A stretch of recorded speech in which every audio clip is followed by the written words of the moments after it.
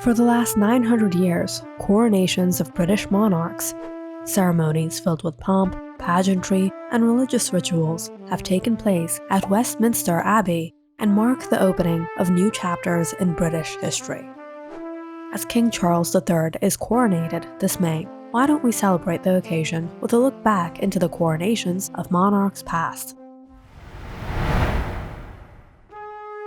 Queen Victoria, 1838. On 28th of June, 1838, the woman who became one of the longest-serving monarchs in the nation's history was crowned at Westminster Abbey.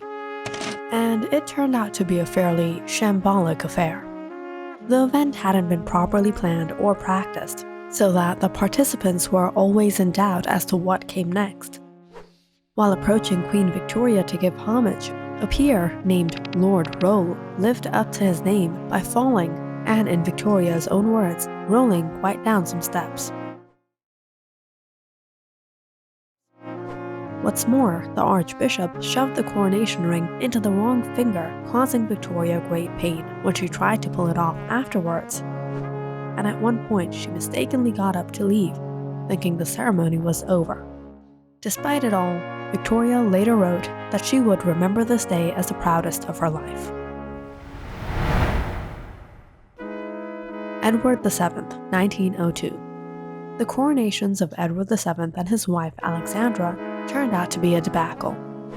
The event was scheduled for the 26th of June, 1902, but was postponed due to King Edward urgently needing appendicitis surgery. Fortunately, after the surgery, the king was happily up and puffing a cigar the next day.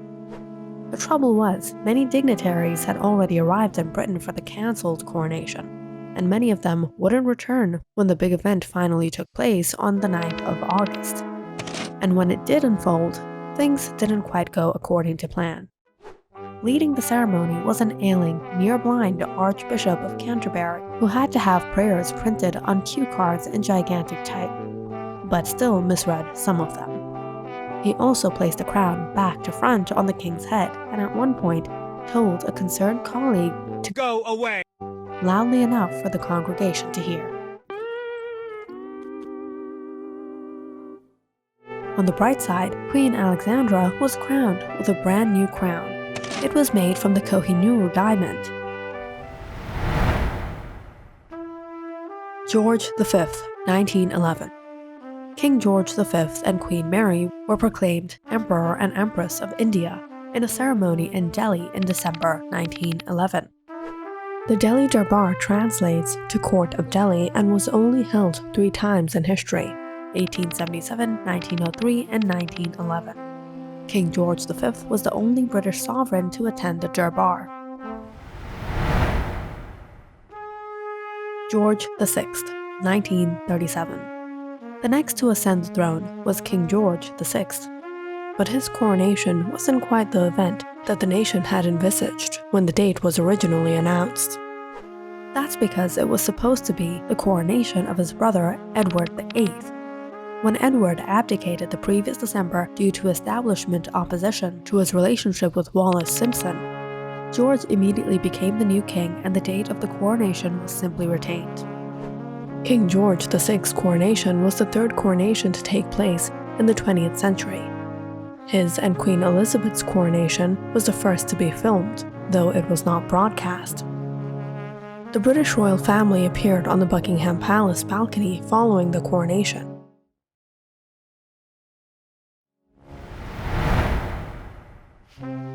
Queen Elizabeth II, 1953. And as history came to pass, 16 years later, young Elizabeth became the next queen. The coronation of Queen Elizabeth II on 2nd June 1953 was unlike any in history, for the simple reason that it was the first to be fully televised. Hundreds of commentators from across the globe followed every moment of the procession and ceremony, making this not just a seminal piece of pageantry, but one of the events that ushered in the age of television and mass media. Ruling from 1953 until her death on September 8, 2022, Queen Elizabeth II was the longest-reigning monarch in British history, surpassing the reign of her great-great-grandmother Queen Victoria, who spent 63 years on the throne between 1837 to 1901. finally, we come to King Charles III. Charles's ascension officially took place when the Queen died. It was, as expected, a deeply somber period, when the nation came together to bid farewell to its longest reigning sovereign. But now, 8 months on, it is time to officially celebrate the new king. The word coronation is derived from the Latin word corona, meaning a crown. But it's much more than literally placing the crown on the sovereign's head. It's a symbolic coming together of the monarchy, church, and state for a religious ritual during which the monarch makes vows to both God and country. Buckingham Palace has said it will reflect the monarch's role today and look towards the future, while being rooted in long-standing traditions and pageantry. The main elements of the service include the preparation, followed by the entry into the church. As tradition has it, all British monarchs are crowned at Westminster Abbey. The Abbey is the official royal church for the Palace of Westminster, and as such is the spectacular staging ground for all major royal ceremonies, including coronations, weddings, and funerals. The recognition, the oath, the anointing, the vestiture. One of the most important objects in King Charles III's coronation ceremony is the coronation chair, a battered high-back wooden seat carved by master carpenter Walter of Durham. In the final years of the 14th century, that English monarchs have sat in during their vestiture since at least as far back as 1399. The crowning and homage. Traditionally, new monarchs are crowned with St. Edward's crown, but King Charles wore 2 crowns on his coronation day. After the ceremony of Westminster Abbey, King Charles swapped St. Edward's crown for the imperial state crown. St. Edward's crown, wrought by the royal goldsmith Robert Viner in 1661, is the centerpiece of the British crown jewels. The solid gold-framed crown weighs 5 pounds and is studded with no fewer than 444 precious gems of every kind imaginable. Topazes, emeralds, sapphires, rubies, and more. It also features part of the priceless Cullinan diamond, the largest diamond ever discovered. The most senior members of Britain's clergy and Charles's son, Prince William, pledged allegiance to the king before the audience replied with, "May the king live forever."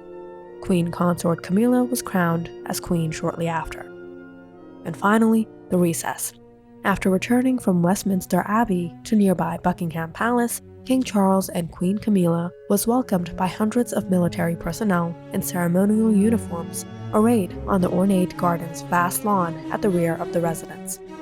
The king and queen stand on the balcony for a public gaze of thousands of supporters lining the streets to celebrate United Kingdom's new monarch.